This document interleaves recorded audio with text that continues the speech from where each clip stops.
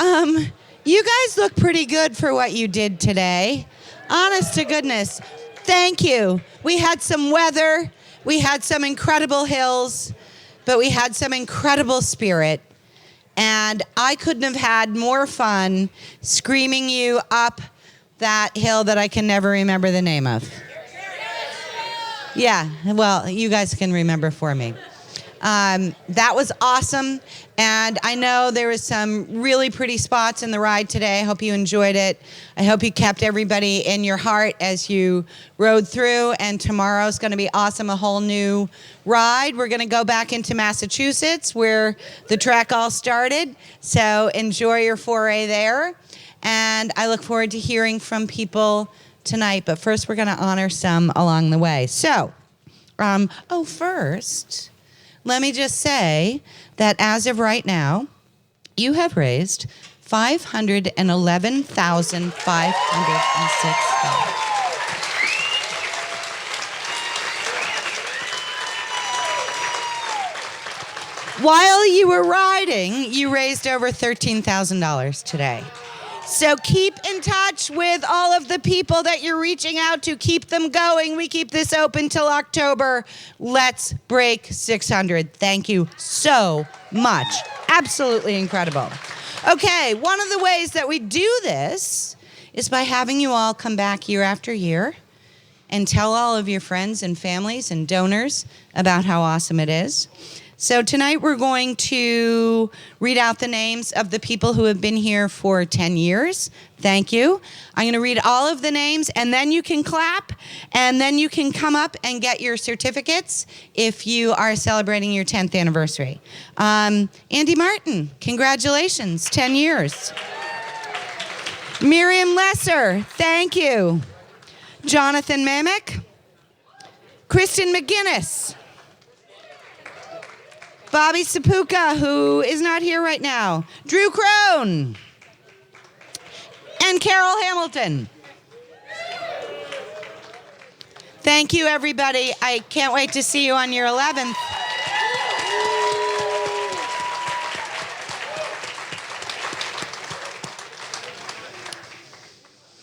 Okay, those of you who have been here for 10 years and those of you who have been here for just 1 or 2 know that we have 2 other sets of awards that we give out tonight, and that's to honor the spirit of the trek in 2 different ways. The first award is the Starry Porter Outstanding Crew Award, named for Rick Starry and Kevin Porter, 2 of our most enthusiastic and long-term and valuable supporters of this ride from a crew's perspective. All of your bikes were touched by Rick and his crew last night or this morning, and will be again tonight and this morning.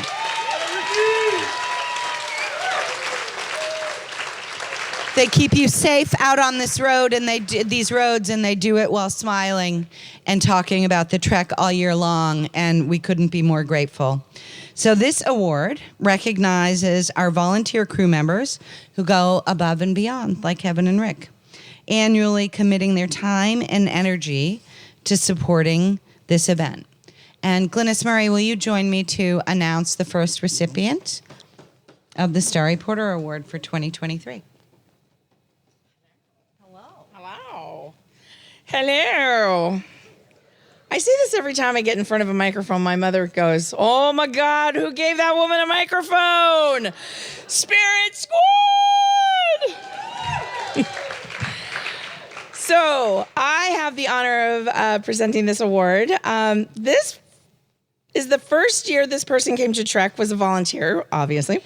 She recruited a couple family members to come help, not knowing what adventures lied ahead. Their first year was abbreviated due to the, pandemic. And so it was new to all of us. This was the one where it was 100 loop out, 50 out, 50 back. So it was new to all of us. But they jumped in feet first. They were amazing. They took over Rest Stop 2. And they owned it. They love it so much they vowed to be back the next time, and they made Rest Stop 2 the best ever. But it wasn't easy. getting the truck that had a lot of issues. She pushed through a lot of this, even with a bum knee and always with a smile with the riders. I'm not even going to mention the travel fiascos that these people had. They did their second tri-state trek after doing the tri-state trek because when they went to go to the airport, they canceled that flight. They went to another airport, they canceled that flight. And then to the third state, they canceled that flight. So getting back to Chicago was a little bit of a nightmare, but yet they are here. They have recruited more people and they have riders now. They now have a fourth rider coming next year. Thank you. I would like to present this to Kelly Salzberg.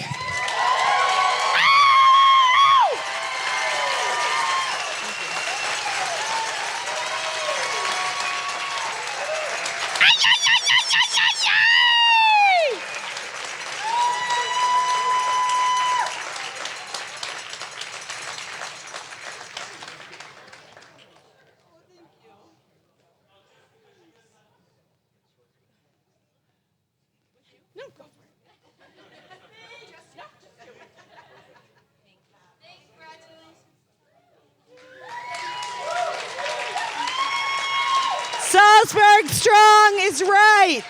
Congrats, Kelly. Okay, I'm going to do this one, or at least I'm going to start it off. And this person doesn't know who they are yet, but they are appropriately dressed for this award. I will give you that hint. The recipient of this award tonight, along with Kelly, came to the Trek the way many have after the diagnosis of a loved one. It's a family affair for her. Her sister is here this evening. Her husband-to-be is here this evening. She's managed lunch stops. He's managed the lunch stop. Her sister is on the ALS TDI team. But here's the thing. The woman winning this award this evening seems to kind of have changed from what I understand. Years ago, she was shy and quiet and might not be wearing ponytails with lights and all kinds of coil things in her hair right now. And last year, after a major surgery that forced her off the bike from Team Jimmy's Girls, here was Beth Janoski, despite real pain, cheering you on as she was today. Congratulations, Beth.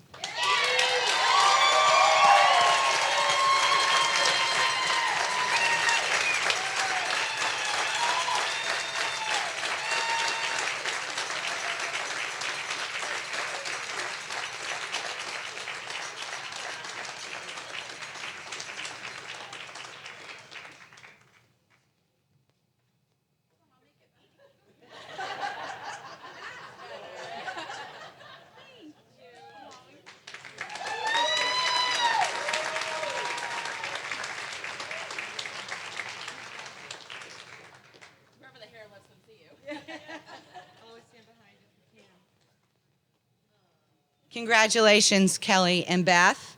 Okay, now, okay. Oh, boy. I don't know if I can do it.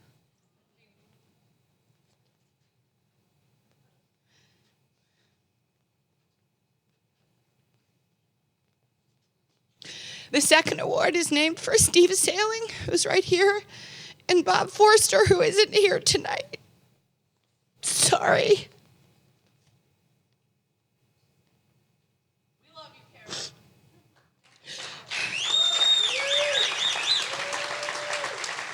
I probably don't need to remind you why this award, the Forster Sailing Spirit Award, is named after them. Okay. Blah, blah, blah. I'm going to read some notes, guys, because that's how I'm going to get through this. It's named for Bobby and Steve, two of the most positive and active members of the ALS community, who have encouraged so many people to band together into this fight. This award recognizes participants who continuously seek to grow and better the Trek by building teams and building camaraderie. I'd like to invite Glynis back up. Oh, dear God, thank God I can get away from this microphone. I'd like to bring Glynis back up to announce the first winner. Thank you.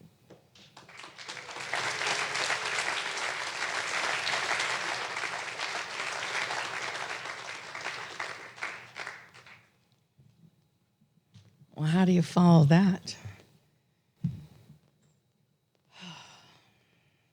Okay.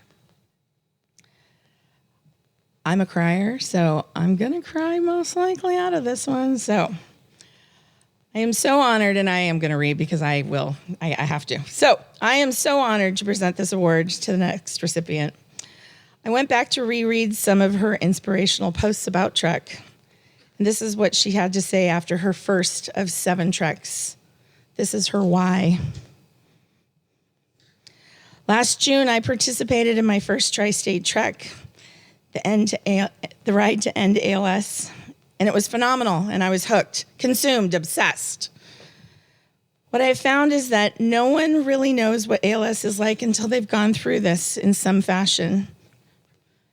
And while I've anticipated the people that I've connected with over the loss and the grief, I know that ALS is more than just a death. ALS, due to the nature of this disease, is so much more. What it does to you, what it takes from you, and how it changes you. It's impossible to explain. ALS is a disease that constantly takes. It takes and it takes and it takes until there's nothing left. When I attended the Tri-State Trek, it was and has been the only thing I have found that ALS has given back. Trek gives me a mission and a purpose and a goal. It's given me a reason to be active and not to give up no matter what. It gave me a place to channel my anger and to talk to God and spend time thinking and grieving and growing. It gave me a community in which I could completely feel at ease because they know exactly what I've gone through and what I've been going through. Trek is much more than just a bike ride. It's much more than just a fundraiser. It's not just an event. For me, this is a lifesaver, a family, and a form of life support that no manner of words can articulate. So I'd like to thank this person. Every time I read one of these posts, it gives me hope, and that hope runs very deep. So thank you, Miss Katie Bauer.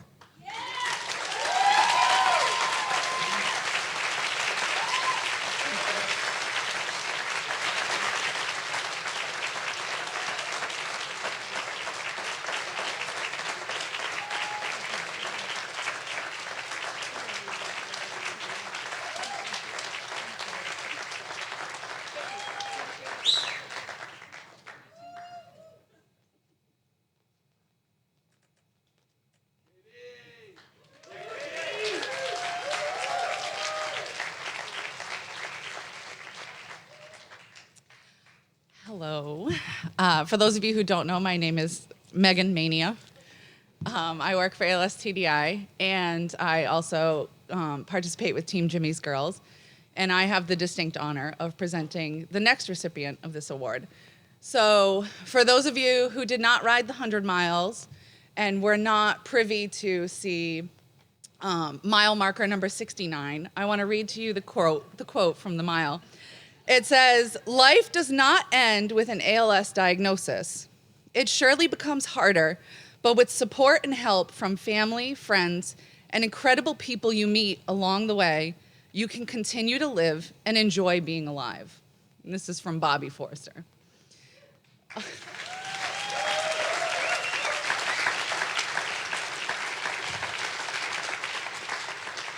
Our next recipient not only is someone who has many attributes of this quote, but is someone who probably personally inspired this quote from Bobby. Our next recipient is riding in their 10th trek this year. And a quick look through our Trek archive photos revealed numerous photos of this person with an infectious smile and just tangible good vibes from the photo. You could not get away from the enthusiasm of every image of this person over 10 years of the Tri-State Trek. This was a no-brainer for us for this award because this person is encouraging for all riders here at the Trek, especially a young Team Jimmy's Girls who was in their first in-person trek This person not only showed up late for that trek and promptly rode past us because we are a hodgepodge team, but this person also quickly recognized our Rhode Island stop at one of the stop signs, which for those of you who don't know, a Rhode Island stop is, I acknowledged the stop sign, I paused my breath, but continued through it. I myself did not stop. That's a Rhode Island stop. This person is someone who will never leave you behind, no matter what life throws at you. They are an incredible friend and person, and most importantly, this person has a really great butt cannon. Our next recipient is the captain of Team Bobby, Andrew Crone.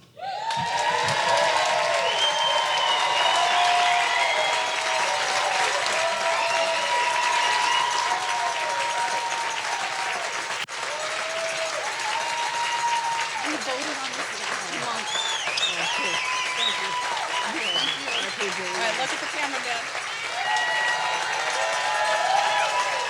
We love you, buddy.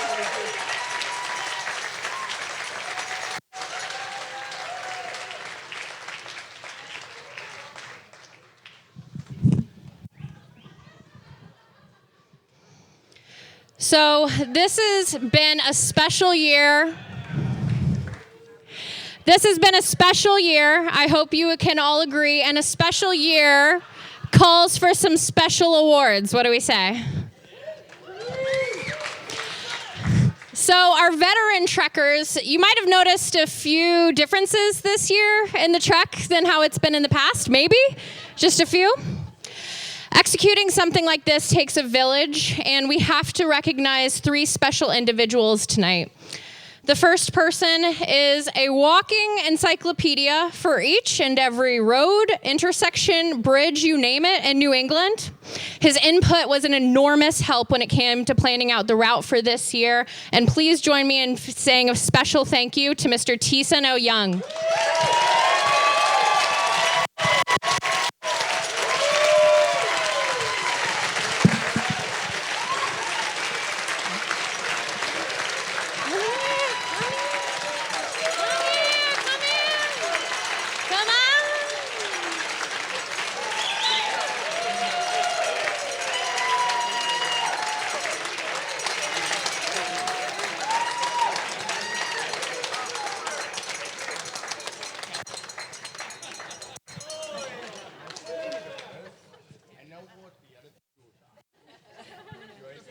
T-Sun, you want a photo?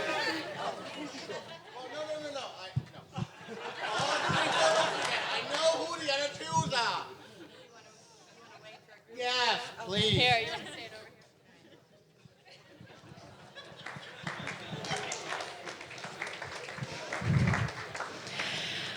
For our next award tonight, this woman spent countless hours helping to plan, replan, and replan the routes for the 2023 Tri-State Trek. She was patient, thoughtful, and magnificently generous with her time. Please join me in a special service and dedication award tonight to Miss Brittany Schwartz.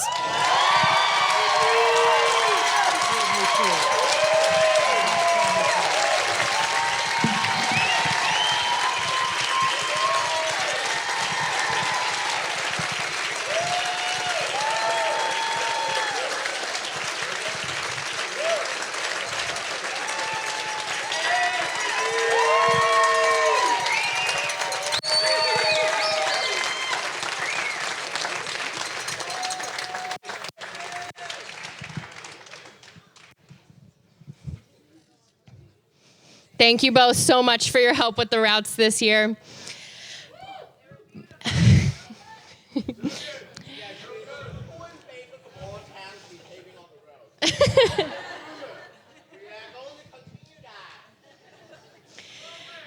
Beyond the routes, I think we all know that the trek is made up of so much more. The process of changing the trek this year was truly a 365-day process. I know that because this man approached me on Sunday, June 26, 2022, aka the last day of last year's trek. saying he had a lot of ideas about things that we could do. He then proceeded to share with me an 11-page presentation with many of his original concepts, including a central base camp, multiple route options, new state locations. Sound familiar? 1 year of refining, reworking, and reimagining later, we stand here with a fully realized, new and improved tri-state trek, and it all started with this man. Please join me in tonight's Legacy Award to Mr. Travis Reich.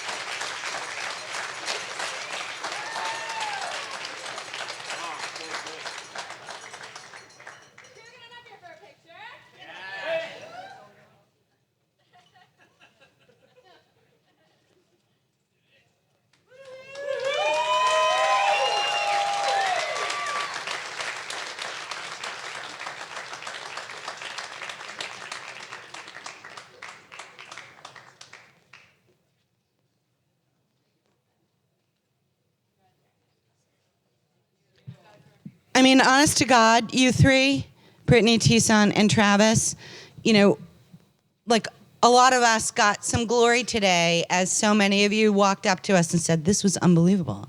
This was beautiful. It was perfect. 30 miles was great. 100 miles was great. Like, they did this. You know, they really did this. So thank you for giving everybody this beautiful day and the beautiful day tomorrow that might have some bad weather, but it'll still be a beautiful day. So if you can find a fourth person who can control the weather too, hit us up. We'll take it. Thank you so much. Okay, we are transitioning to our open mic night.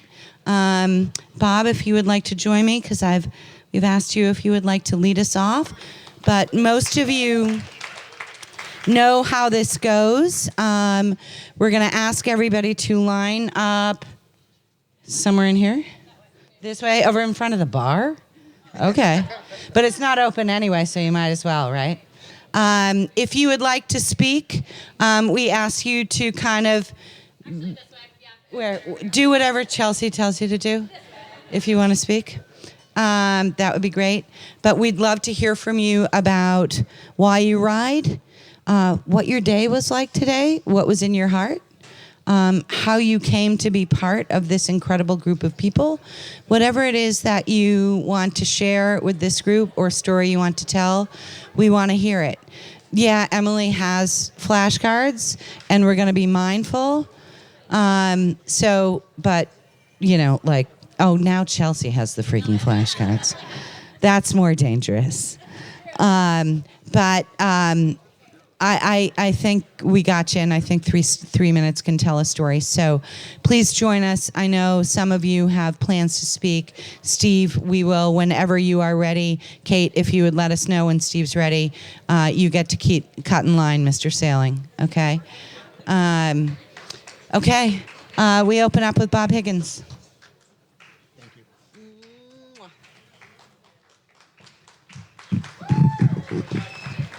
Hi, everybody. My name is Bob Higgins. I'm on Team Bannon.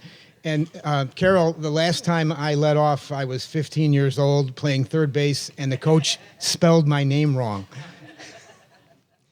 I had two things I wanted to talk to you about tonight, my neighborhood and church. However, something happened this morning, less than an hour into the ride, which preempts all that, and I want to talk to you about that first. At milepost 9, I hit a bump, my foot came out of the pedal, it hit my tire, and I went down. You can see my Band-Aids. I took Jared Collins with me, unfortunately, when I went down. But what I wanted to talk to you about was, it was like someone pushed over an anthill, because immediately I was swarmed with well-wishers, with medical people, with the ride marshals who was on the phone immediately. I wasn't hurt badly. My bike actually fared worse than I did. And thanks to our wonderful mechanic, Rick Storing, within minutes, he had my bike back to a point where I could ride it. I rode the remaining 91 miles. I'm fine. I understand. Thank you.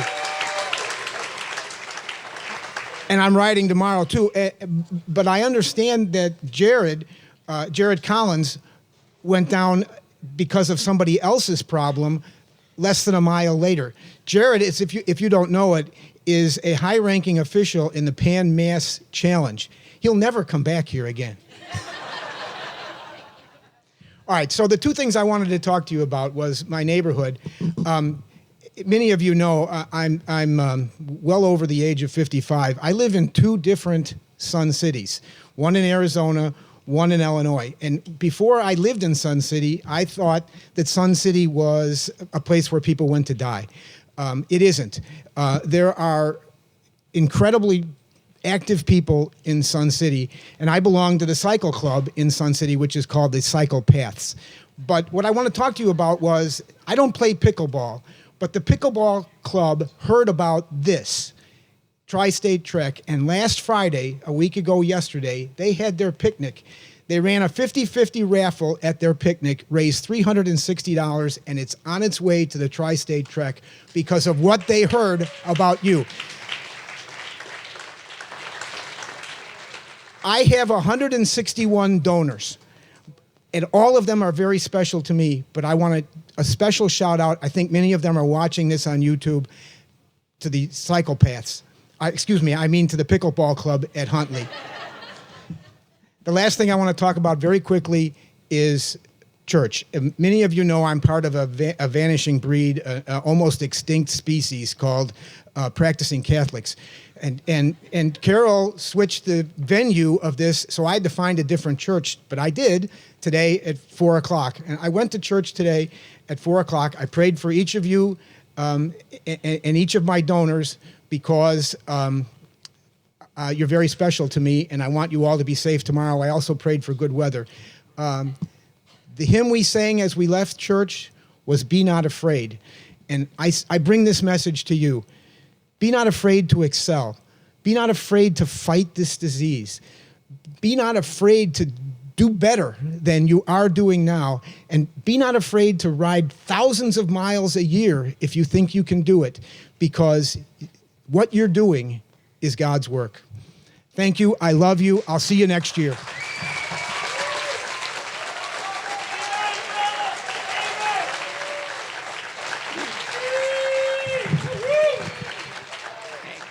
Well, I'm really nervous about this time thing, so I'm going to try to get started on that. Hi, my name is Katie Bauer, and this is my 7th trek. I feel like I'm at a support group, so that's how we start. So our backstory is my husband, Charlie, was diagnosed with ALS in 2013, and he passed in 2016. And one of the first things that I did was sign up for Trek, and that's how I got here.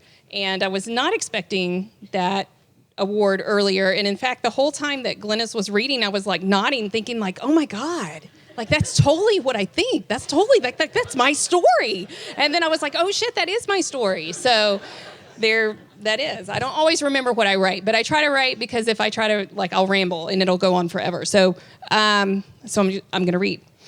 I remember my first trek and how people were moaning about the heat. And coming from Texas, I couldn't understand that when, to me, riding on those shaded streets felt like rolling under a blast of AC.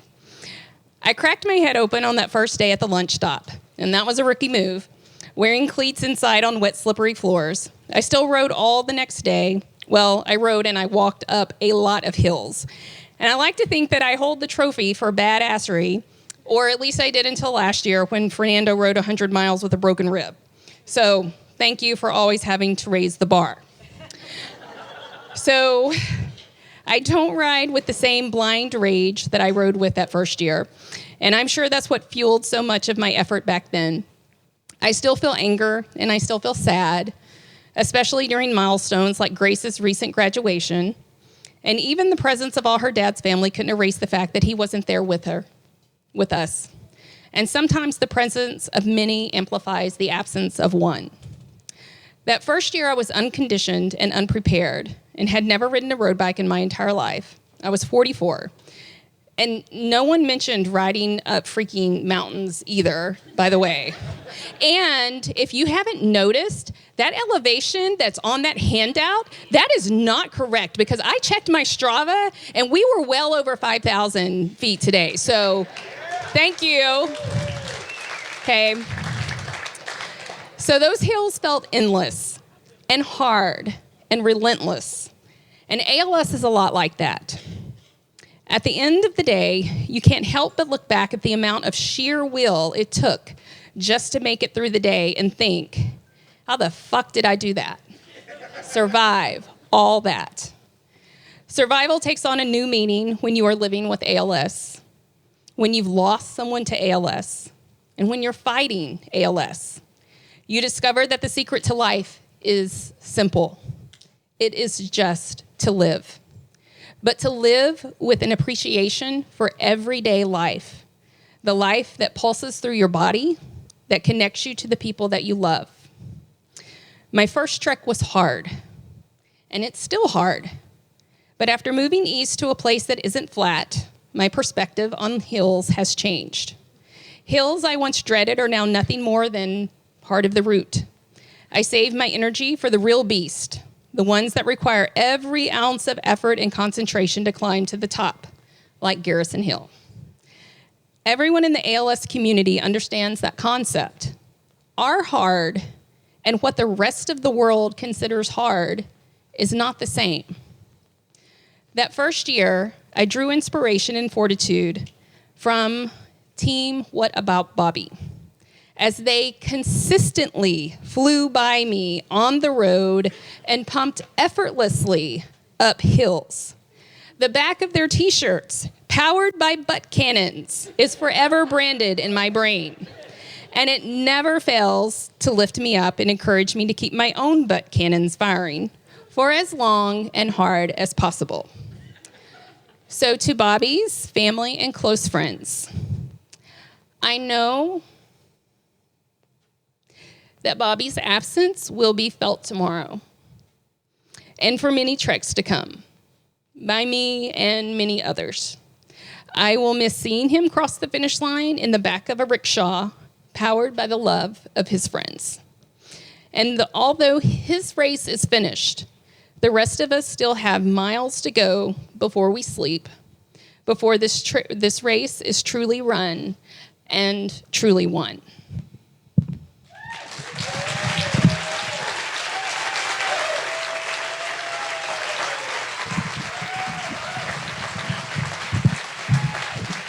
Thank you.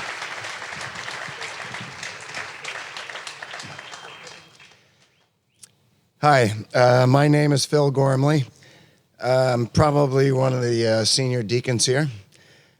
The very first Tri-State Trek, I took my sister Claire to witness two of my buddies that were riding on her behalf, and it finished in White Plains, New York, and Brian Emmerich and Marshall Davidson.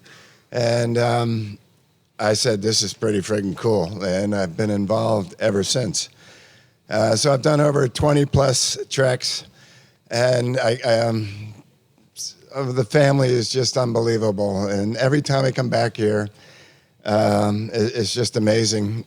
I lived near the finish line in the past, and I was like, I got to drive 4.5 hours up here from Stamford, Connecticut. And when I was out there today, it was just like, oh my God, this is just friggin' tremendous. And to see so many familiar faces and to be part of this amazing, amazing family is so very special, and I will continue it as long as I can. Last year, I was the very proud recipient of the Steve Sailing Award, and I want to give a call out and a kiss to Steve right now.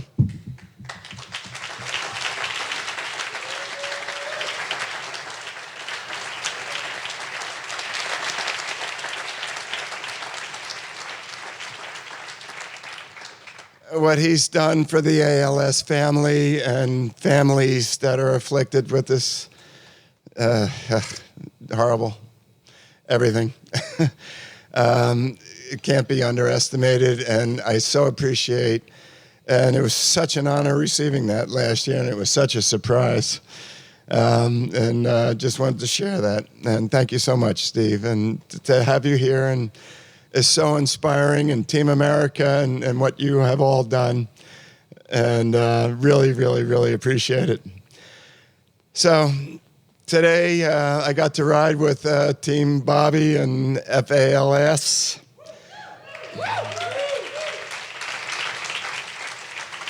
Had such a wonderful time with them. And, most of them in the mid-30s. And Bobby passed, 10 days ago. And it's so horrible. And he has his freedom now. He has his wings. He's not constrained anymore. And it was so very special riding with you all. So thank you so very much for taking me in with you guys.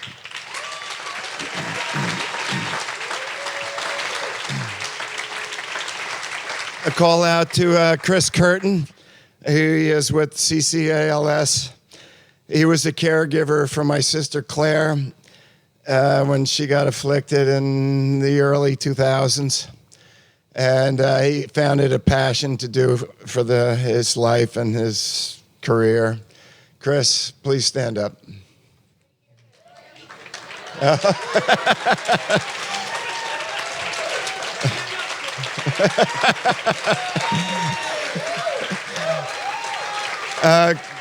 Chris is a big time Fokker, right? So ALS TDI does the research. CCALS does the community support. And without that, the quality of life for my sister would have sucked. And she was able to live at home and be a parent for her 3 kids. And that kept her going, right? That was so very special. So thank you so much, Chris. Really appreciate that.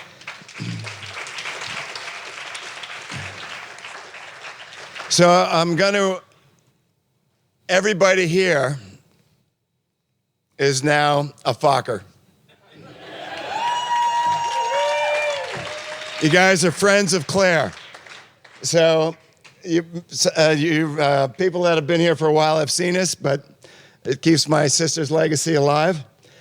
Here is an angel. Don't give up. Friends of Claire fighting ALS. One wing is one daughter's hand. The other wing is the other daughter's hand. The tail is her son's foot. The head is her husband's bald head. And the halo is my sister, Claire. Claire passed in 2009, and she's with me every day in her spirit. And I really want to thank ALS TDI. This is something I really look forward to. I'm going to recommend to Carol that we if we get a minimum of 30 people from Greenwich, we get a bus to take us up. All right, because there were so many people that were part of this that are now 4.5 hours away. But we want to bring them back up. And thank you so much, all.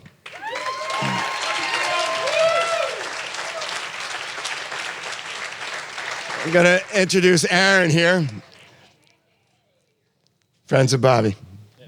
And I had the pleasure of riding with him today. I'll ride with you tomorrow.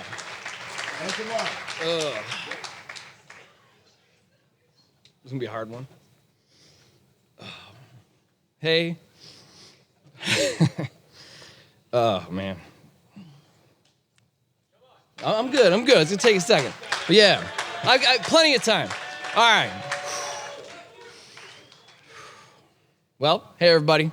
I'm Aaron Roy. I'm part of Team What About Bobby? This is my 9th trek. As many of you know, Bob recently passed away after 9 years of battling this vicious disease. Bob was diagnosed with ALS at the age of 25. It's a very young man. Told by doctors he has this horrible diagnosis. He made it clear from day one, post knowing, that he was going to go as hard as he could for as long as he could to enjoy his life. Right after his diagnosis, Bob gathered a bunch of us up for a trip to Mount Washington. We weren't really hikers, but he wanted to do it because he could, because it was possible. Bob rode part of the trek long, but beyond when it was safe for him to do so. Just using what little control he had of his hands because he could, because it was possible. He was only able to communicate via his eyes these past few years, yet he made it clear that he wanted to be a part of things. Thus, we as his friends, we had to rise to the occasion. I got married in Brooklyn. Bob was there. My brother got married in Connecticut. Bob was there. The Sunshines got married in New Orleans. Last year, Bob was there. Bob went sailing, he went to shows, he traveled, he did all that he could to live his life with ALS. We cherish the moments we had with Bob and the impact he had on bringing us all together. To the very end, he battled ALS. He didn't let it define him. He'd rather die going out on his own terms and compromise. He constantly found a way to do things others told him he could not. We can only control our own actions and what we do in the face of adversity. Bob chose to fight. He chose to fight every single day he woke up. Because he chose to fight, Bob inspired myself, countless others in this room, about what was possible in our own lives. Every day is a gift, and every day is a choice on how we want to handle it. Bob chose to fight like hell. Bob chose to figure it the fuck out. I think you would hope the same from all of us, and that's the legacy I'll carry on and the memory I'll carry of Bob. Thank you.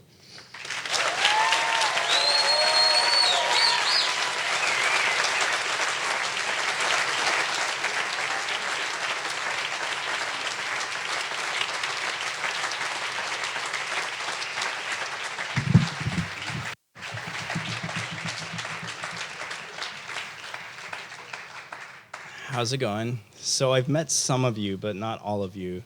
So my name is Mike Ibarra, and I have ALS. So I'm actually a Texas boy. I grew up there, and I moved to Rochester, New York, out of all places, 5 years ago to do my neurology residency. And so I finished that. I just finished my sleep medicine fellowship. I felt unstoppable.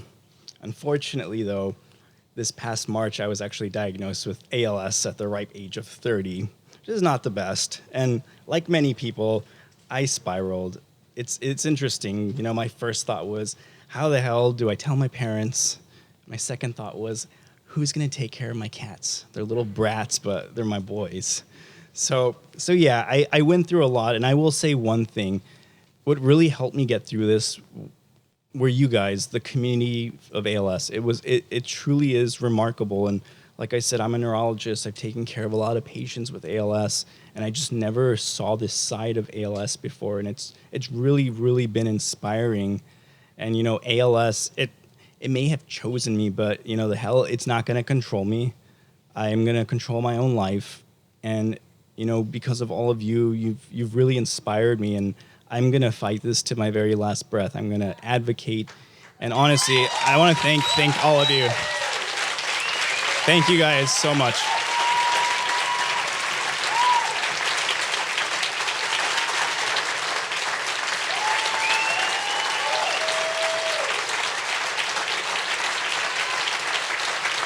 Thank you.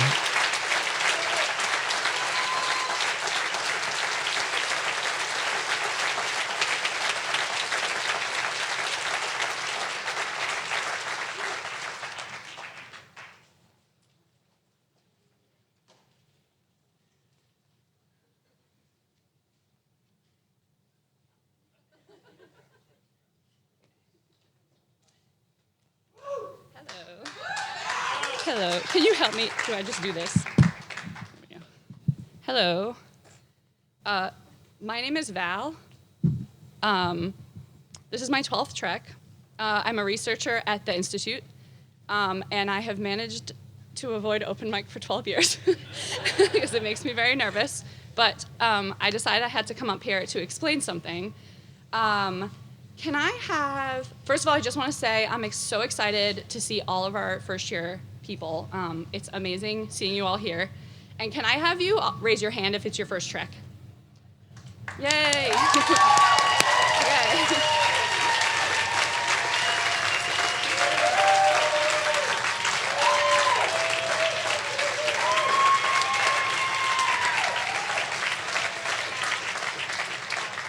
Louder. I've been told I need to be louder. Can I have you raise your hand again if you were wondering if that one rest stop at the top of that one hill was not at the bottom of that one hill? Okay, so this is I've been affectionately referring to this as Trek 2.0, and because it's a brand new route. And Trek 1.0 finished after 3 days and 270 miles at the top of this hill called John Street. And yeah, or boo. And it was really long and really hard, and we treated it over the years as sort of like a place to dump grief and suffering and a metaphor for ALS and our fight against it because it was very hard. And so we would write chalk names all the way up the street, and people would stand all the way up and down the street and cheer, and it sort of symbolized like the end of the ride and just doing something very hard. And so that hill is John Street 2.0. So that is us bringing John Street to Trek 2.0. And so now, when you're riding up it, there is a reason why, I promise. Thank you.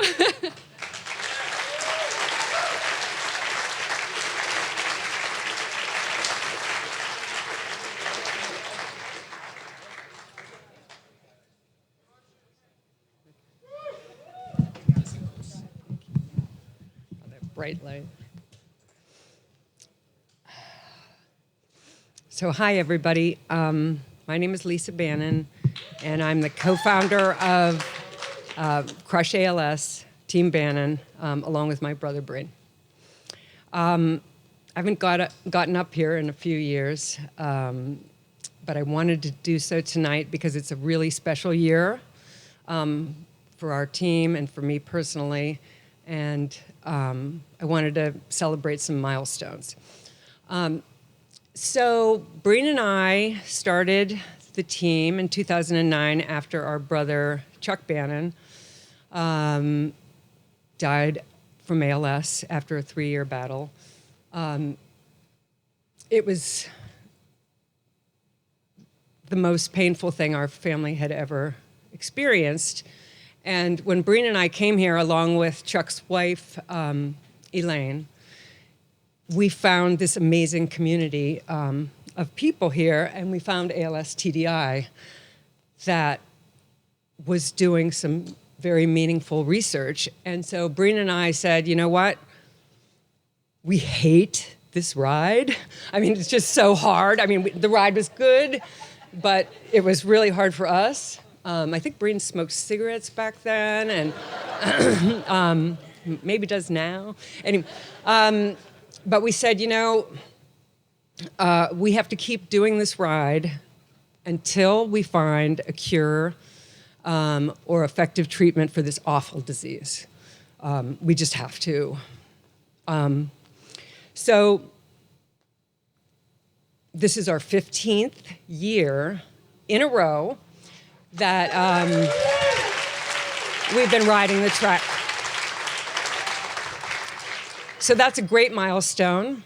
What that also means is 15 years after Chucky died, we still don't have a cure or effective treatment for ALS. So on the one hand, you can look at that and that's a bummer and that's depressing. Or you can choose to look at that and say, what have we actually accomplished in all this time? And that's what I want to do tonight. I want to, and what has ALS TDI accomplished in all this time? So I wanted to just say a few things that I think are worth celebrating.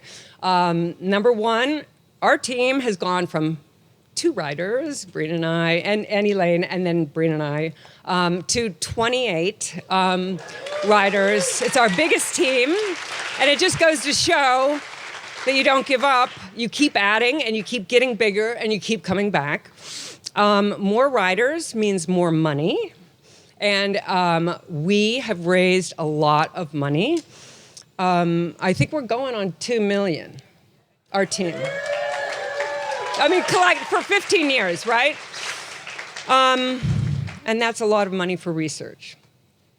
I think we are getting closer to the milestone that I would like to be up here for. Carol and Fernando say that the pace of drug discovery has accelerated exponentially over the past couple years, and that we are very close. I know there were 2 drugs that got FDA approval this year, and ALS TDI has that amazing database that's making a big difference. Another thing to celebrate is the next generation. Our team and everybody here has been bringing our children along for all these years. The McDonalds, the Martins, the Rooneys, Fosters, McCarthy's, have all brought their kids to volunteer and to ride. And this year, my kids, my three children who were here at the very beginning, always volunteering for crew. This is the first year they're actually on the bikes, and they're riding with the team. So we're setting up the next generation that I hope will continue the fight.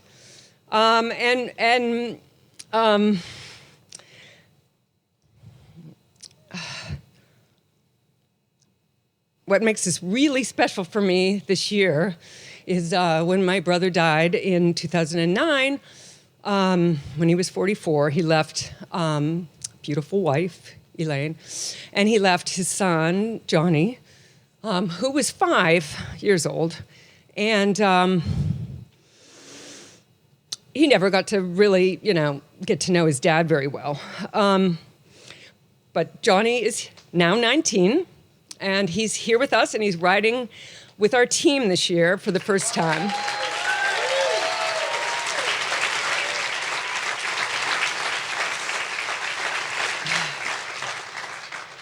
So what I want to say is I'm just so grateful to ALS TDI, to my fabulous team, to everybody here for keeping the effort going for all these years so that Johnny could come here and see that his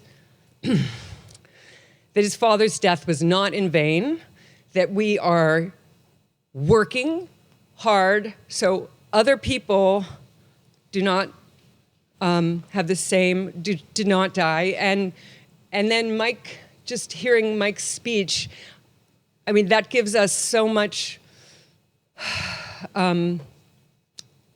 inspiration to keep going.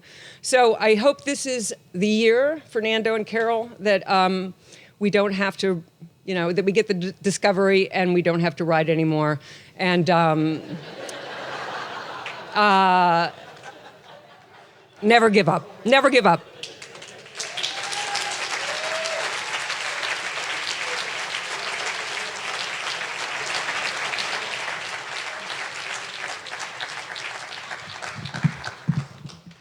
Hi, I'm Suzanne Holwit. First time we came to the Trek, it ended in White Plains. It was 2008. It was also the first time I met Steve Sailing. Unfortunately, my husband died 13 years ago, and I'm so happy to see Steve here. The Trek went from White Plains to Greenwich.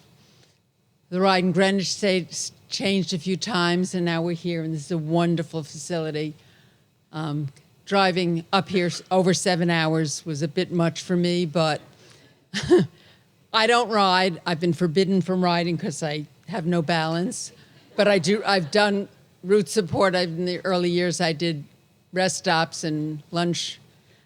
I was 2008 through 2011, and then I took a break. My grandchildren were born, and they live in another country. and I came back about 5 years ago, so this is my 9th year. It has been an honor to be here every year. It has been an honor to support ALS TDI. I am so impressed with the work that Fernando and his team are doing, that Carol and her team are doing. It's very special to be part of this family. And the one thing I can say is I think all of us will recognize that we honor those that we've lost, those that we loved, by living, by moving forward, and by helping to move forward to find a treatment for this disease so that people can live a good life, whether it's a chronic disease, and so that people can move forward. Thank you all for all you do, for the riders. I just am so impressed with the work you're doing because I know I can't. And I think what I do is such a small part of it. So thank you, thank you, thank you.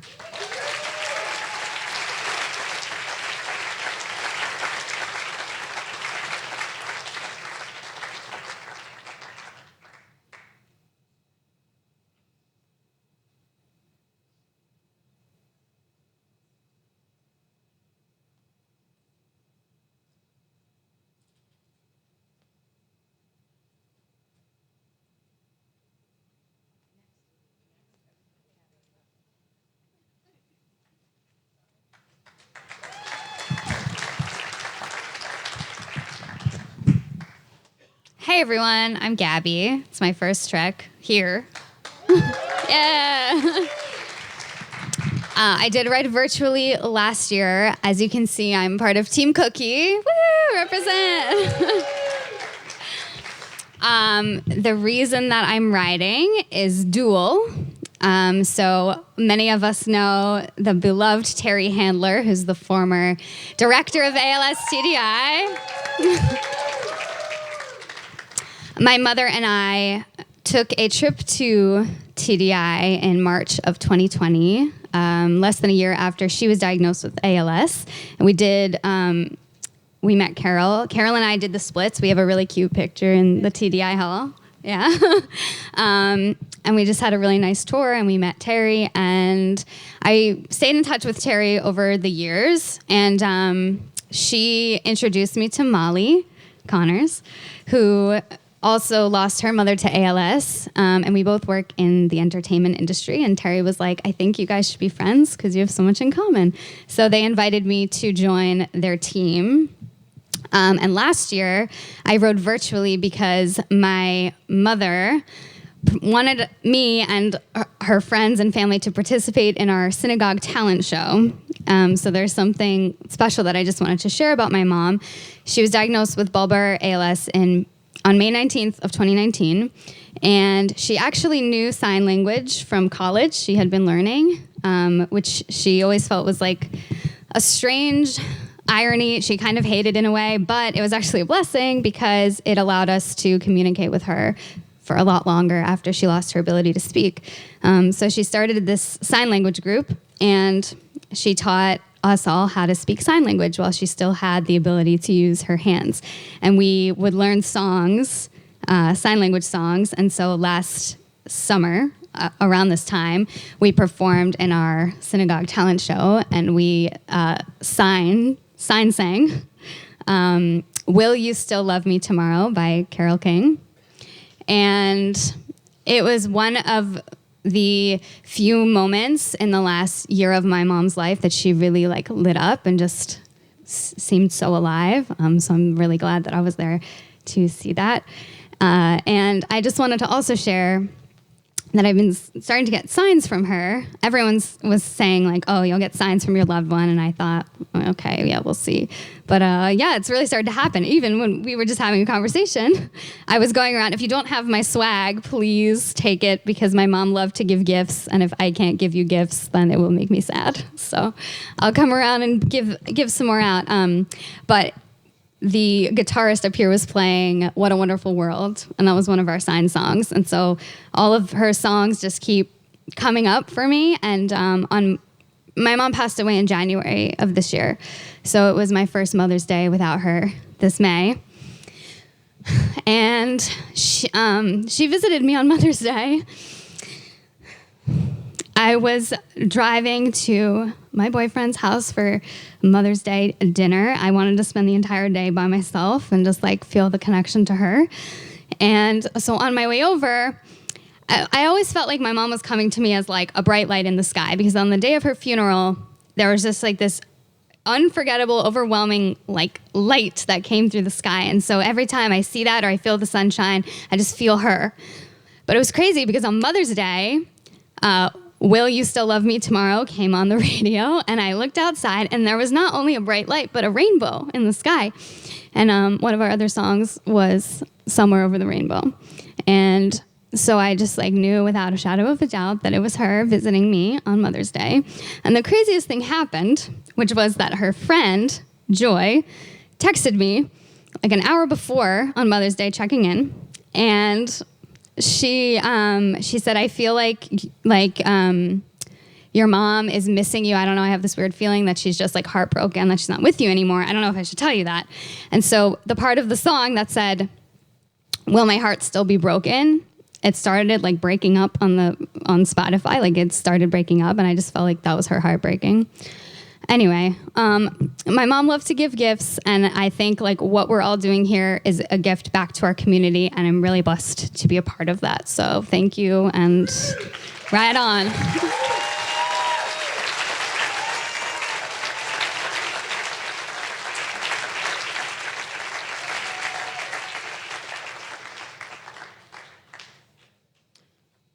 I think I'm good.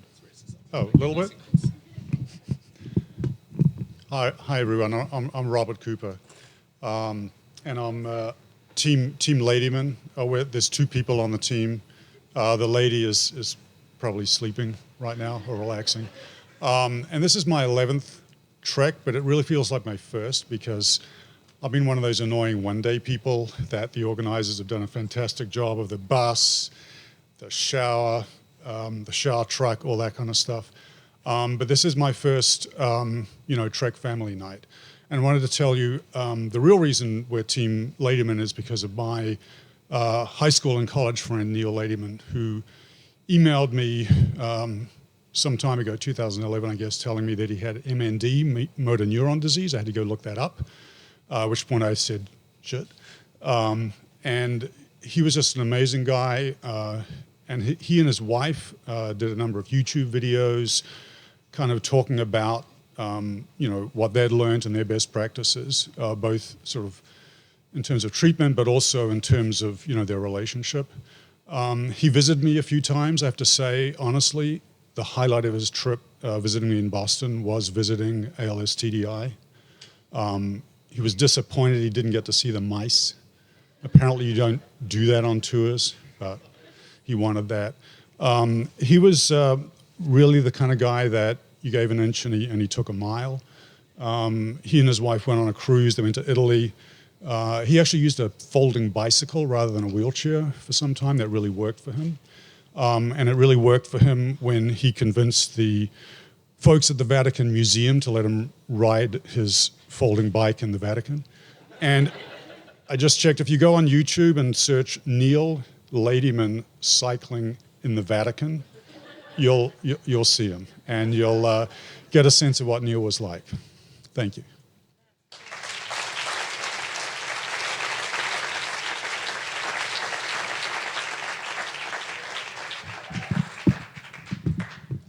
Yep, I appreciate that because I was definitely not going to be able to be on my toes. Emily, fair warning, I'm not looking at anything because Michelle's over your shoulder, and this will end badly. My name is Rachel Jones. I am a part of Team Often Awesome. Some of you may know me because you've seen the Often Awesome web series, which means really my name is Tim's sister. This is actually my second in-person trek. But I have my friend Wilkie, who actually wrote it the year before I did because he thought it was a good idea when I suggested it to him. I also have both of my kids writing this year. As well as a really good friend of mine, and my husband and another good friend of mine are our crew. We are a family, the SOD1 gene. So I lost my mom and my grandmother in 1982. My brother was diagnosed in 2009, and he was 29 years old. and we lost him in 2011. And since then, I've also lost an uncle. The reason I get up here to tell you this, though, is that for all the stories of people who are out here every single year, I also think it's just as important, and I've heard a couple of you reference it, for how you choose to live your life. There are moments where I'm going to be honest with you, I feel like I should be out here every year, and I equally have to look back sometimes and realize that I have to take care of myself first.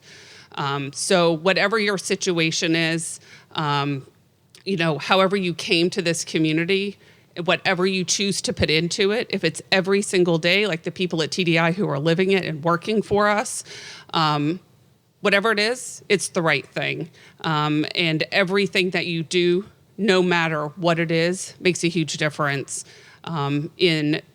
for every single person in here who knows and loves somebody who has ALS, who had ALS, and for families like mine that will probably continue to see it in the future. So Michelle, if you're crying, I'm going to go the other direction. Anyway, thank you.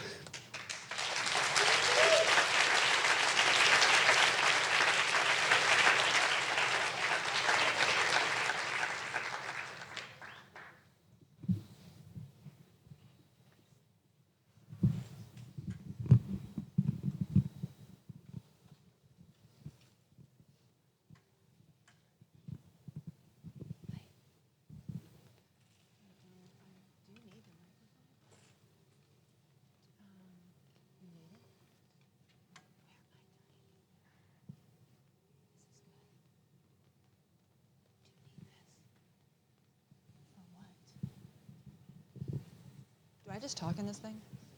Okay, because I just want to say that Steve has some swag here on the back of his wheelchair. He'd like any of you to take some pins, if you could. That's his gift that he brought here. And do I have to hold this somewhere?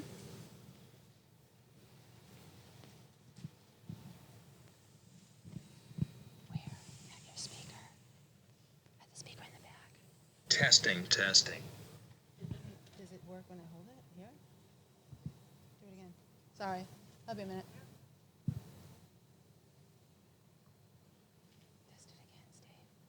Testing. Okay, is that better? Can you guys hear? Yeah. Yes? Okay. I have to stand on the other side. All right. I guess I have to stand up here.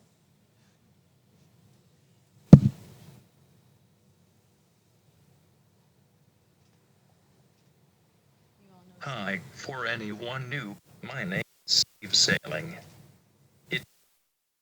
So can everyone who knows. Please demonstrate how to the computer.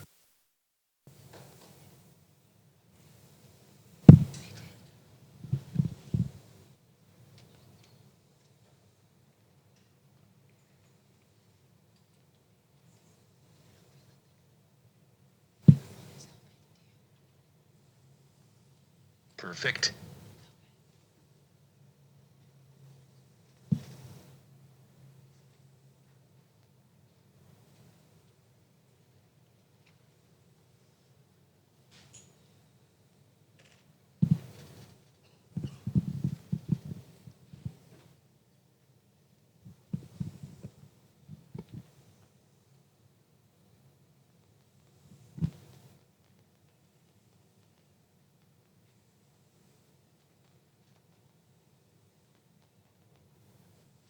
I am so happy to be here tonight.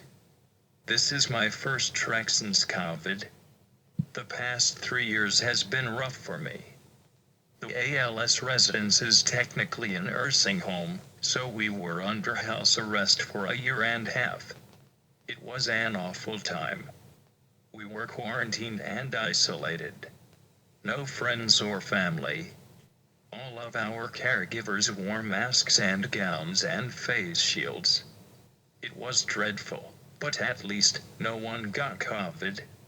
It was finally over in the summer of 21, but then the real nightmare began.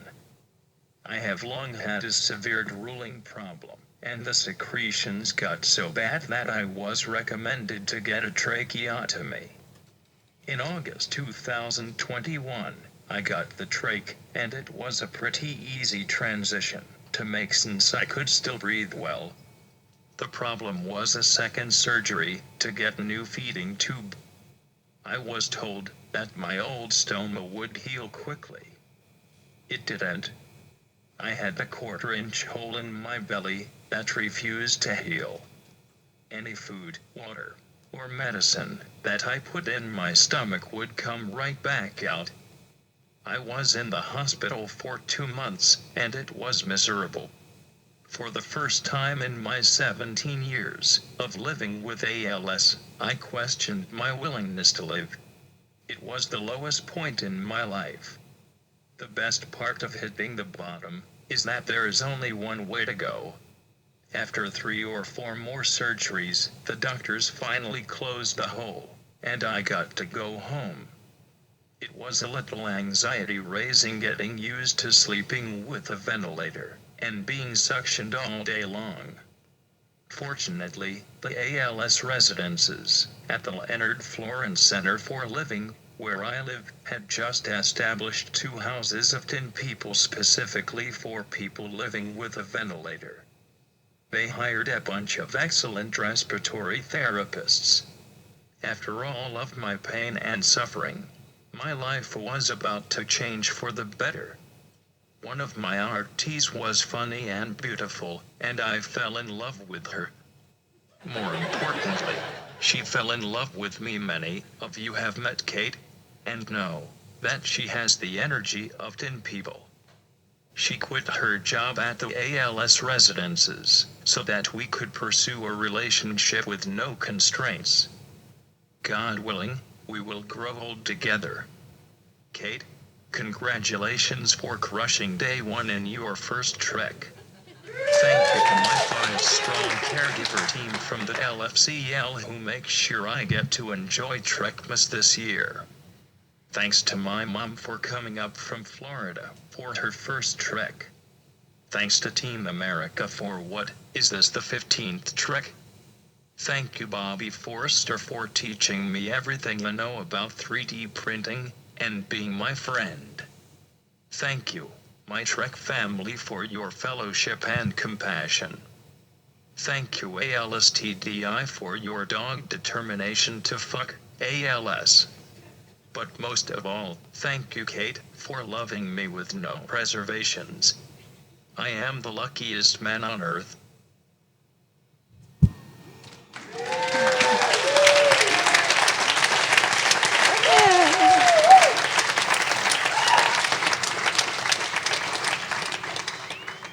Thank you.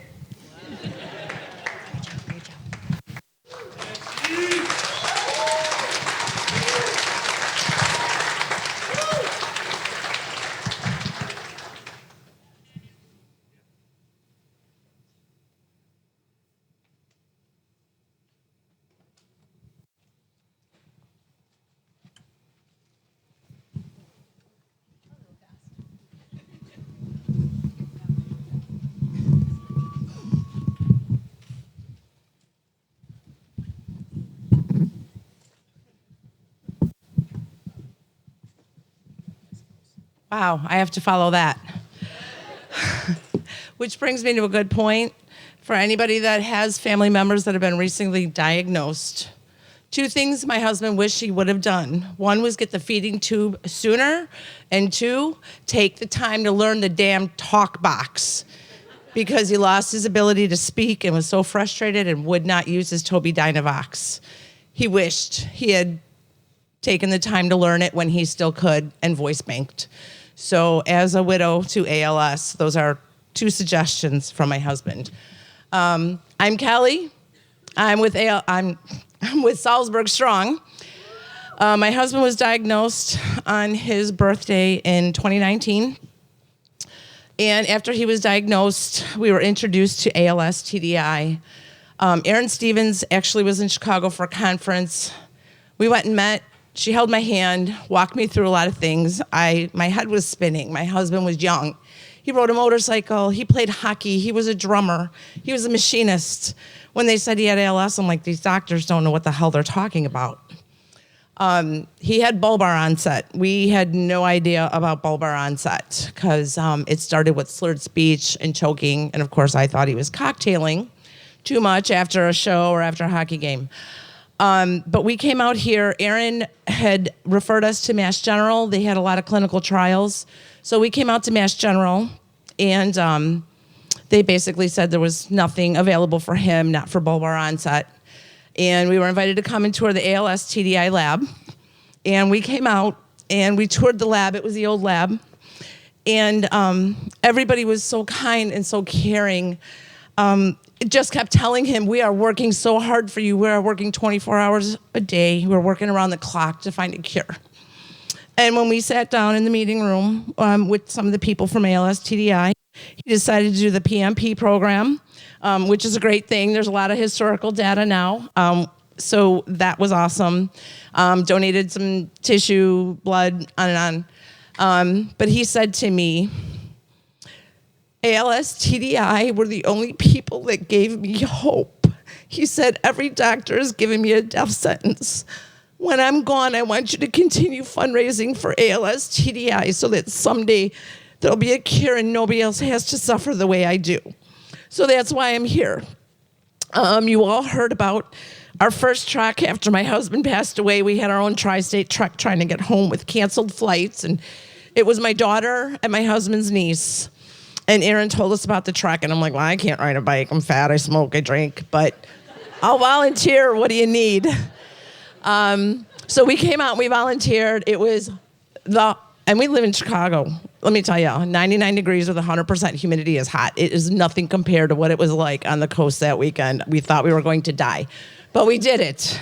And we had a great time and a great adventure getting home, and we couldn't wait to come back and do it again. So we came back again last year, brought some of our friends' daughters with us, and then my daughter said, I'm going to do this, Mom. I'm going to ride for Dad. And I was so proud of her. But I was terrified of her doing this trek alone, even though I knew she wouldn't be alone because there's so many other trekkers. She waited until March, right around St. Patrick's Day, and said to her favorite uncle, hey, you want to do the trek with me? He was like, yeah, I'll do the trek, thinking it was in a year. When is it? In June. He goes, next year? No, this year. He's like, what? But he did. My brother-in-law, the outlaw, as my husband and my brother-in-law called themselves, they were the outlaws because they married the sisters. This man, he trained, he worked his ass off. He has not been a trekker in 30 years probably. He was a cyclist back in the 80s. Got out that old bike from 1980. He started training. Was at my daughter's side, my husband's niece. Somebody said to her at the same party, hey, you should do it. And she goes, yeah, sure, I'll do it. Then my husband's sister was like, well, I'll volunteer. So we ended up with 4 crew and 3 riders this year, and we hope to have more riders. But we believe in this because you all gave my husband hope when he was given a death sentence. And I don't deserve that award on my own. I want everybody on Salzburg Strong team to stand up so they can see who helps me with this every year. Where are you guys? Thank you. We fundraise every year, and we do our own fundraiser. Some of the money goes to ALS TDI. We do a motorcycle ride in my husband's name, and then we have some of his bands play. So we've been helping out ALS TDI. We help other families with ALS in our community. It's amazing once somebody's diagnosed how you start to hear about it more and more and more. So we are honoring my husband by being here, by helping others. And as I said, he was a hockey player. Oh, and the doctors told him, stop playing hockey. You can't ride your motorcycle. And his answer was, what's the worst that can happen? You just said I'm going to die. And the doctor was like, yep, no hockey, no motorcycle. My husband's like, yep, all right, as he got on his motorcycle when he left the doctor's office to go home and get his gear and go play hockey and play drums in several bands. So his hockey buddies started doing a hockey tournament in his honor to raise money. So we are raffling off a Salzburg Strong jersey. So any trekkers on the 100-mile that came to our rest stop, to the best rest stop, would have filled out a raffle ticket. And so we're offering you a Salzburg Strong jersey, and I'm going to let Carol pick.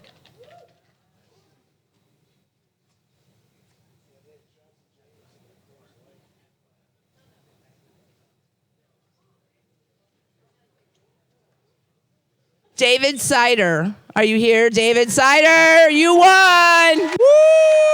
Thank you.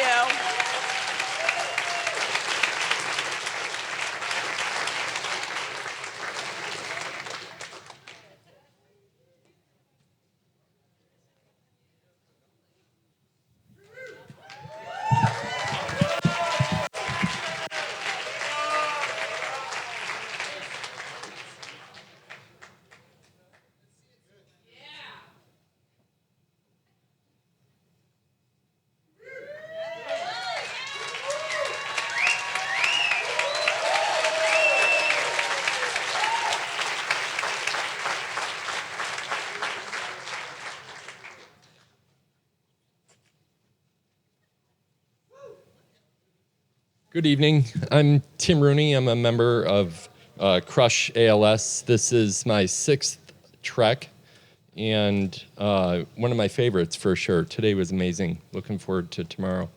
What brings me to this is the family connection that I have with ALS. My mother, brother, and aunt have died of ALS, and the family genetic line is C9orf72. And unfortunately, since last year, another sibling was diagnosed. And C9 can be particularly cruel because it can manifest itself in a couple different ways, and that's with FTD, ALS symptoms, or a combination of the two. And my sibling, unfortunately, has a combination of the two.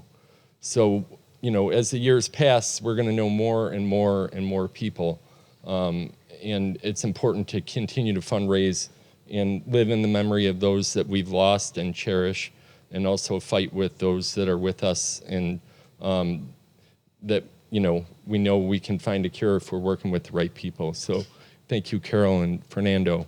And I just want to thank the crew and the staff who work tirelessly on our behalf and make it easy. And especially for our team who's adopted me. My brother-in-law, Andy Martin, got his 10-year award today. I wouldn't be here without him. And then my partner, Maura, came along for the ride, and she crewed her first year with Salzburg Strong. And I'm a Chicago guy, so the hills are definitely tougher.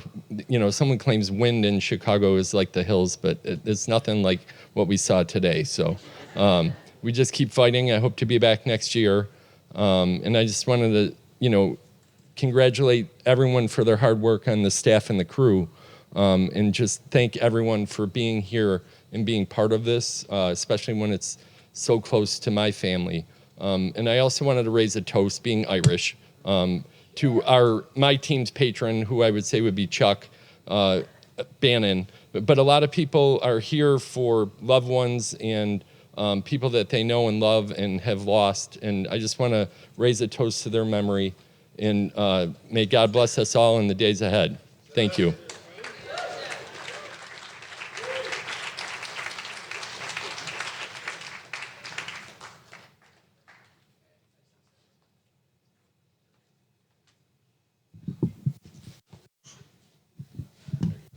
Thank you. I'm a small man.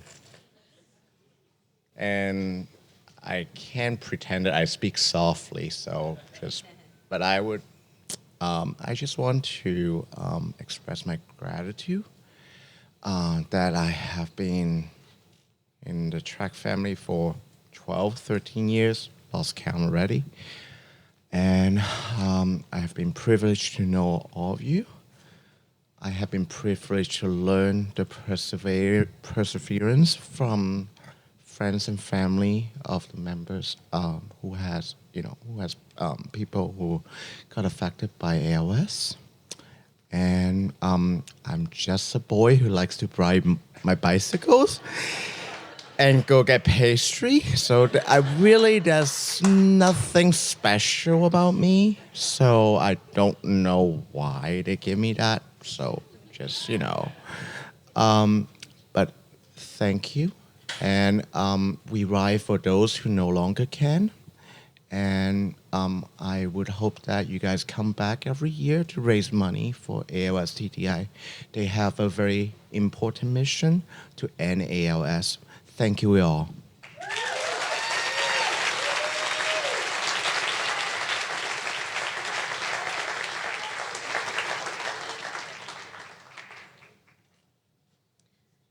I'm Colette. I don't talk like him because I am very loud and take this thing off for God's sake. Can you hear me? Oh, brilliant. All right. The reason I'm up here is because of Paige and Bonnie Forrester. Where are you, ladies?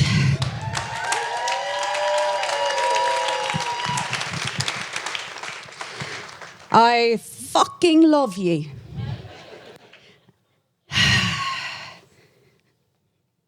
Almost 2 weeks ago, Bobby passed away. And Carol and I were lucky enough to get to say goodbye to him at MGH. And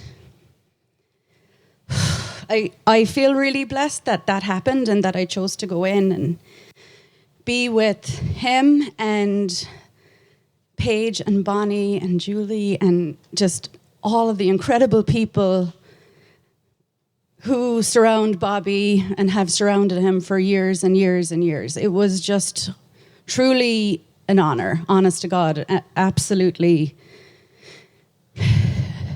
beautiful day in the midst of the darkness and sadness. And at one point, I turned to Carol and I was like, how is it that pretty soon here, Bobby's heart is not going to be beating? How is that even real? Because Bobby, he was like a heart with limbs, like he was everything about heart and joy and offensive humor, thank God. I mean, I'm a gay woman and I would go up to him and say, like, come on, I want to jump your bones. He loved it.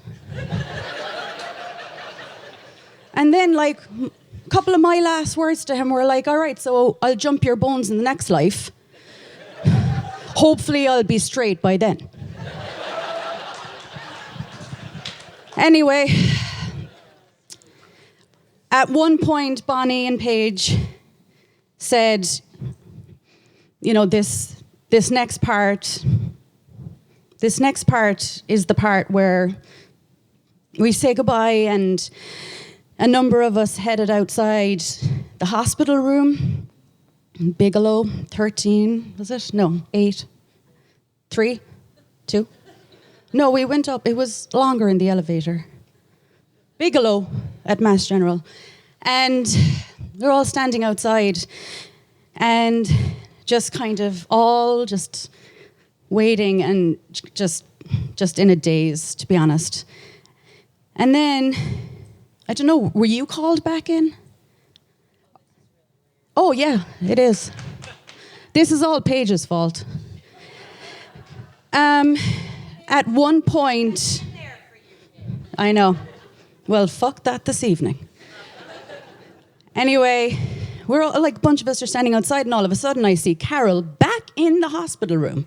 I was like, what makes her so fucking special? In she went, and just heard a lot of, like, commotion inside the room. And what had happened, essentially, and everybody knows, right? Everybody knows about butt cannons and the legacy, right? Yeah, okay.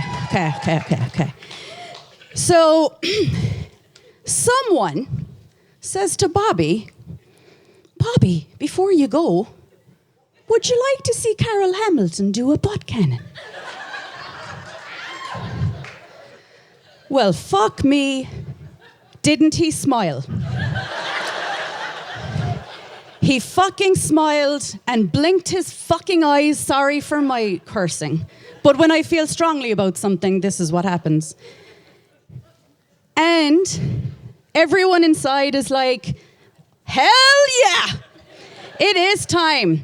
So I'm like, well, I'm going in. I don't know what the hell is happening, but in I go with my phone. What? What is it, Carol? What is it? And Carol's like, no fucking way. And I was like, no. And I hid behind the curtain nice and slyly. Well, by Christ, she got up on a chair, down came the jeans, and we saw a nice 60-year-old arse.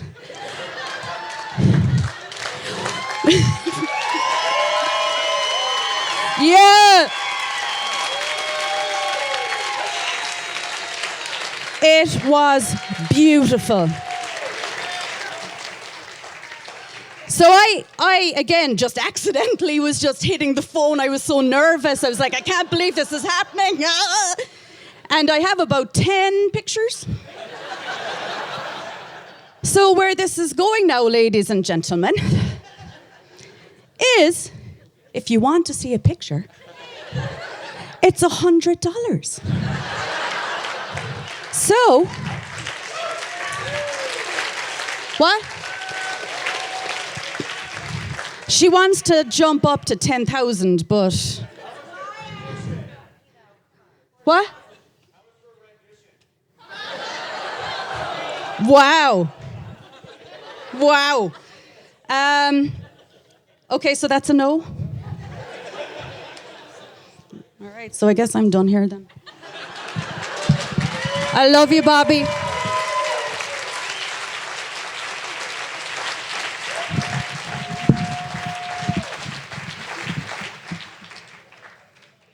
Oh my God, I have no idea how I have to follow her, of all people. Some of you may know me as Roadkill. Dead Squirrel, anybody? Garrison Hill? No? No? Yeah. The problem was you were all so exhausted by the time you got to the top of the hill, you did not realize that I was laying in a full-size squirrel costume with my nuts all over the place, dead in the road. Roadkill. But anyway, if you don't know me as that, I'm Lori Heller. I lost my husband 3 years ago in 2020 to ALS. I forgot what I was even going to say after Colette just did that. But last year was my first track, so this is my second. And by all accounts, I really shouldn't be here tonight. In the last 6 weeks, I've lost my father and my brother to cancer. So it's been a bad time, and I tried to not come. I literally said, I'm grieving, I'm taking care of my mother, I can't go. But I have grown to love ALS TDI, and everyone mentions Carol and Fernando, but all of the staff who do a phenomenal job, and something was telling me you just have to go, and I'm here because I support them. And I got seated last night at a table randomly with Mike that you heard from earlier, and now I know I'm here because of Mike, because I've said this before, and it may sound shallow, but I mean it when I say that I love every one of you who is fighting this disease. I do it in honor of my husband, and I will continue to fight this thing as long as I can. And tonight, Mike, this is for you, because no one should be given that diagnosis at your age and have to fight through what you're fighting through. But you have this community. There is some sort of special, unique bond that is sort of unwritten in this community, and I know the people in this room feel it. So we are all here for you, and we're here for all of you. And let's keep going. Let's keep raising money, and let's find an end to this disease. Thank you.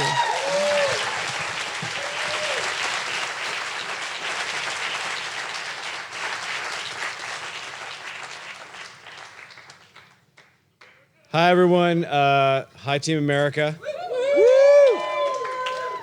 A couple of folks on the TDI team often ask you to look right here for their names. Typically on the Team America jersey, you can look for my name right about here. I'm captain of Team America for the last several years. I don't really know. It's all a blur. I'm going to keep this short. I'm going to keep this sweet. I really think about, there's a lot of changes going on.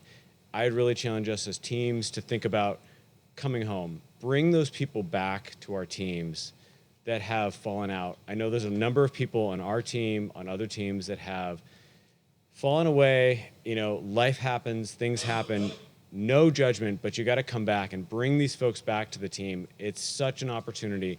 with the change in the track, the change in the ride. Let's bring folks home and think about bringing as many people back to the fold as we can, because there's such an opportunity to make this such a great event again. And, you know, as great as it is to see all of you here, there's so many faces that we miss. There's so many folks that we love, and I really want to bring people back to the fold. So that's my challenge to folks, as much as possible, by this stupid 4th of July elf looking guy. But please just think about, who can we bring back? That's the key. Like, who can ride, who can crew, whatever way we can bring people back in. There's so many folks. So I'm going to keep it short. There's going to be so many more tears tonight and tomorrow, but please just think about that. How do we welcome people back to the teams, to the event? There's such an opportunity to be a part of this event, and I really want to welcome people back with open arms. So thanks to everyone for riding, for crewing. Thank you, Sarah, for lunch. I love you.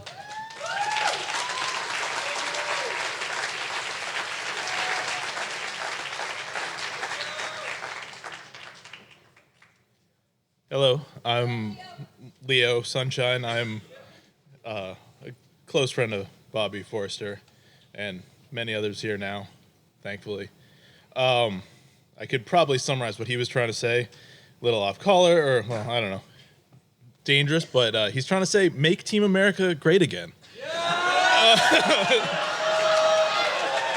You can have that for next year's jersey. It's fine.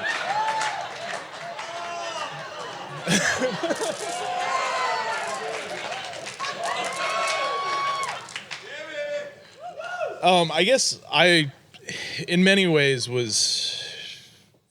felt that I wanted to communicate kind of the same sentiment, which was that, you know, a lot of us really love riding bikes, and when the event was kind of shaken up from COVID, it was, you know, we had an option to maybe, you know, Bobby wasn't going to be able to make it. There was a limited group of us that could come here, and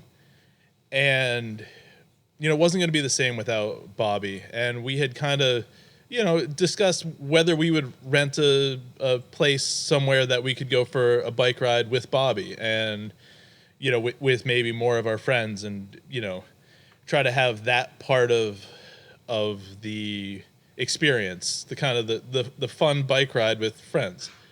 But and we'd propose this to Bob, and you know, we always asked Bob about everything, and because if you didn't ask him, he was going to get his way anyway.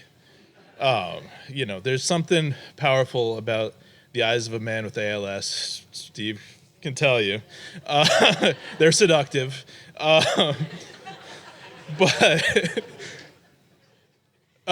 sorry, I got caught. But Bob was adamant. Like we thought, hey, we got this great plan. We're gonna have a great weekend. It's gonna be fun. We'll all be together. We hadn't really been together because of that horrible time, and Bob was adamant that those of us that could ride the trek, even if it meant that we wouldn't have anything. And I think in a lot of ways, it was about like this part of the event where everyone's together. And so, you know, never really been able to say no to him, even though I used the word no. So I'll be back, and, you know, I hope we all are.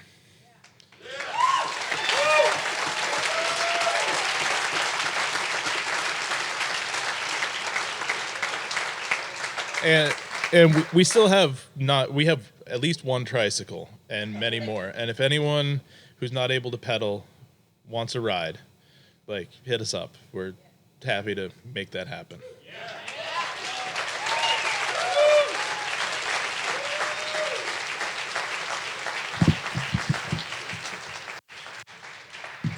Thank you, Team What About Bobby, for coming back and for being here. And thank you all for being here. So if you don't know, I'm Fernando Vieira, CEO at ALS TDI. Before I get into sort of my thoughts about the trek and the event, I want to do a thing. We've thanked the members of the Trek family who contributed to changing this Trek and kind of creating this Trek 2.0 that I think most people enjoyed. Yes? So far? But I wanted to take a moment to thank our events team at ALS TDI, Chelsea Blanda, Emily Michaud, and Kevin Sweeney.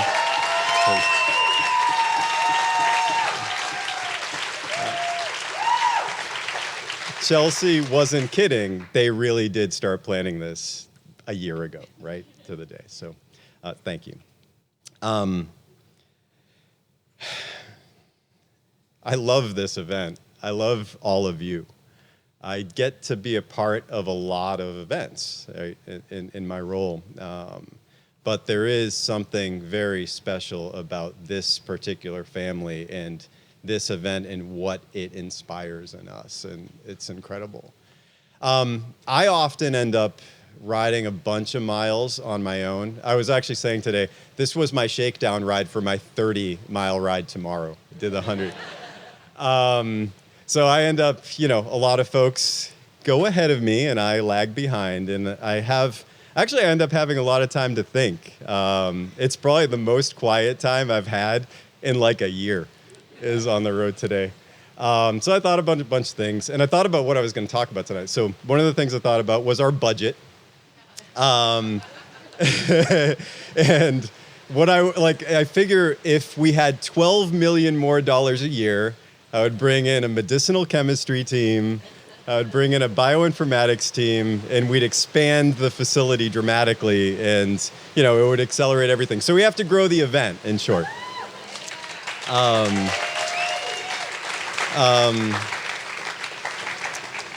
I thought about telling another story, and it was, I'm not going to.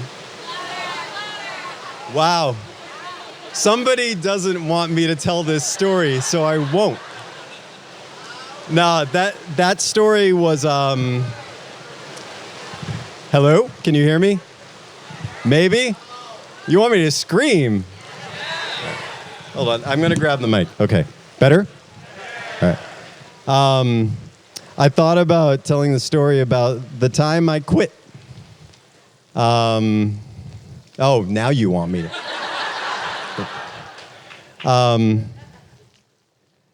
It was only like 2 or 3 hours, and it was only to myself. But I did, and it was real. But I'll tell that story a different time.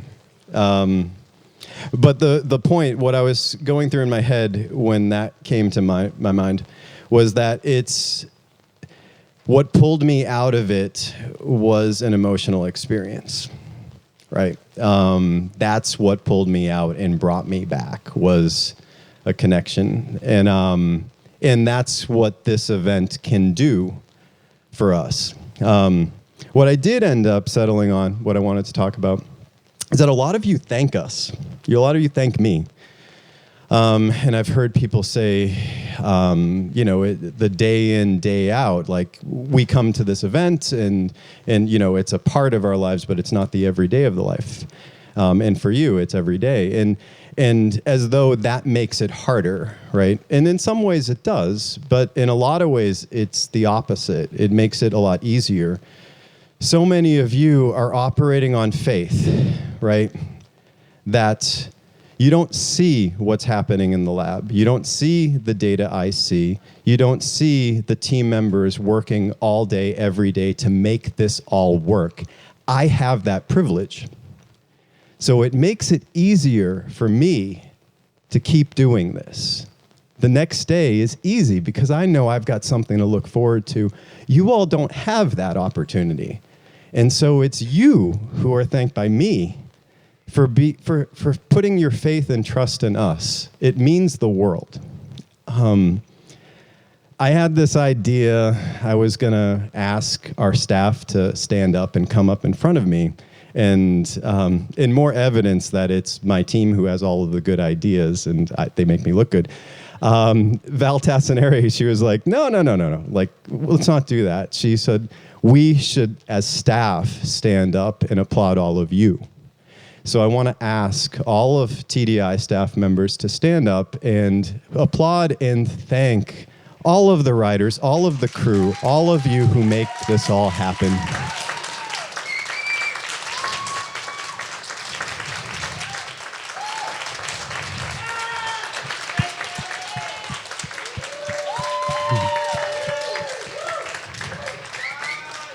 Thank you so much. We're here for you. We're here because of you. And I think I'm supposed to, okay, what am I doing? Okay. Oh, I am not the boss. They all tell me what to do. All right, Carol.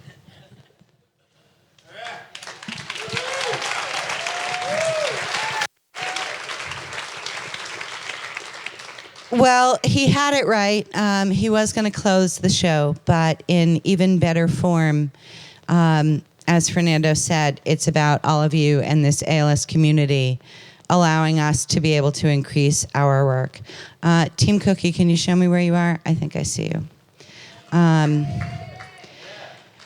Hey, Jane Sinisi, if you're watching, which I think you are, all of us here, I bet, would like to thank you for your commitment to support this event with an additional $10,000.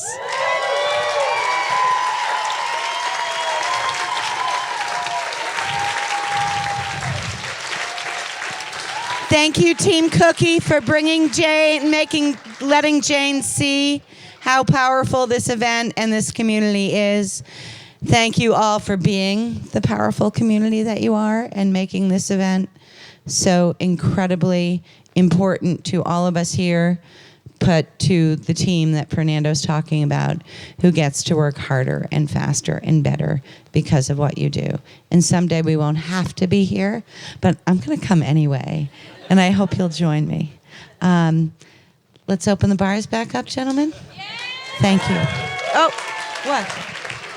I just want to apologize for all of the cursing.